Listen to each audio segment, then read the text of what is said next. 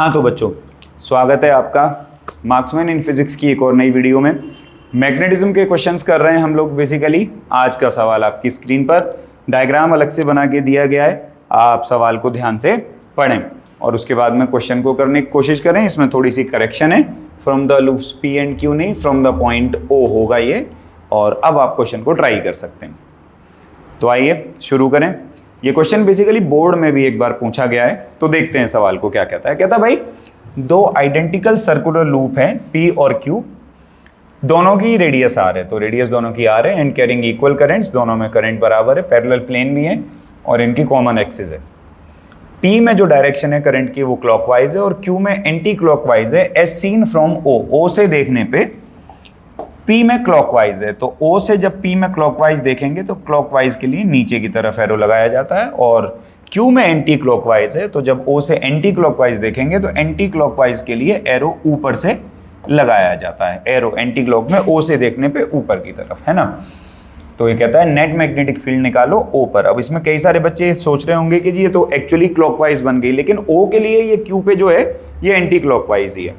तो कहता है नेट मैग्नेटिक फील्ड निकालो O पे। अब ध्यान लगा के देखेंगे अगर हम लोग कि ये जो O वाला जो पॉइंट है वो P के लिए और Q के लिए, दोनों के लिए ही एक्सिस पे पड़ने वाला पॉइंट है ना। दोनों के लिए ये पॉइंट कहाँ पड़ेगा? एक्सिस पे पड़ेगा। तो इसका मतलब हमको मैग्नेटिक फील्ड पता लगाना है एक्सिस पे, और एक्सिस का जो मैग्नेटिक फील्ड है उसका फॉर्मूला हम लिख लेते हैं। Magnetic field at the axis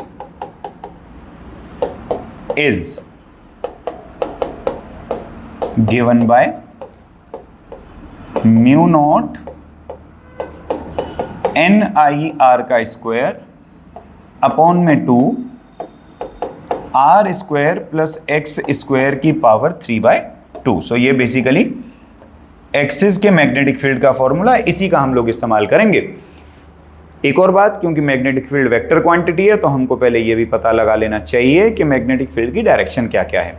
कल के सवाल में भी सिखाया था, फिर से सिखाता हूँ। सीधे हाथ के अंगूठे को करंट की डायरेक्शन में रखें और हथेली को, उंगलियों को उस पॉइंट की तरफ लेके जाएं जिस पॉइंट पे मैग्नेटिक फील्ड पता लगाना है। तो जिस तरफ हथेली जाए वो मैग्नेटिक फील्ड की डायरेक्शन है, यानी कि P की वजह से O पर मैग्नेटिक फील्ड आउटवर्ड्स है।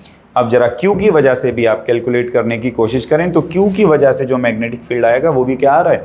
आउटवर्ड्स आ रहा है। मतलब इसका जो मैग्नेटिक फील्ड है वो भी बेसिकली आउटवर्ड्स है। मतलब नेट मैग्नेटिक फील्ड निकालने के लिए हमको दोनों को ऐड करना पड़ेगा। तो अब एक काम करते हैं, पहले इस P की वजह से मैग्नेटिक फील्ड निकाल लें, जिसकी वैल्यू होनी चाहिए B1। फॉर्मूले के अंदर पुट करेंगे म्यू नॉट n I, दोनों में सेम है, रेडियस दोनों की सेम है, डिवाइड बाई 2, रेडियस दोनों की सेम है, r स्क्वायर प्लस अब x एक्सिस में दूरी। या आप ध्यान से देखें, ये पूरी दूरी 2r दी हुई है, तो यहां से लेके यहां तक की दूरी r ही होगी। तो x की जगह हम रख देंगे r का स्क्वायर इंटू 3/2, और मुझे लगता है कि सेम वैल्यू b2 की भी निकलेगी।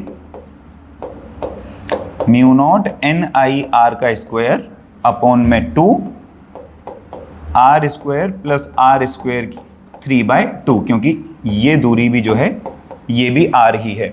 और नेट मैग्नेटिक फील्ड निकालने के लिए दोनों को ऐड कर देना चाहिए। तो दोनों को ऐड कर देने का मतलब है कि इनको 2 से हम लोग मल्टीप्लाई कर दें, तो जो net magnetic field B net का जो फॉर्मूला निकलेगा मेरे हिसाब से वो निकलना चाहिए 2 इंटू में mu naught I n r का स्क्वायर अपॉन में 2 r square plus r square की पावर 3/2, है ना।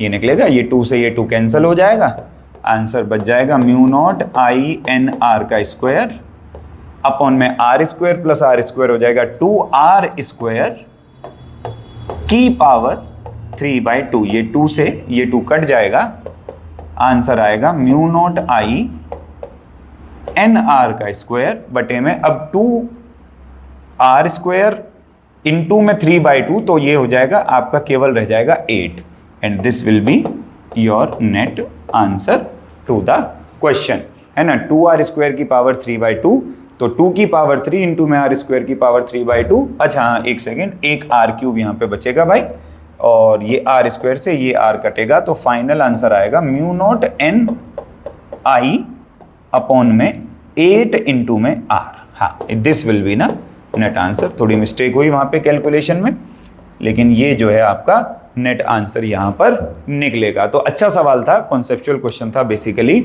उम्मीद है आप लोगों को क्वेश्चन समझ में आया होगा। कल फिर ऐसे ही एक नए क्वेश्चन के साथ मिलेंगे। Thank you.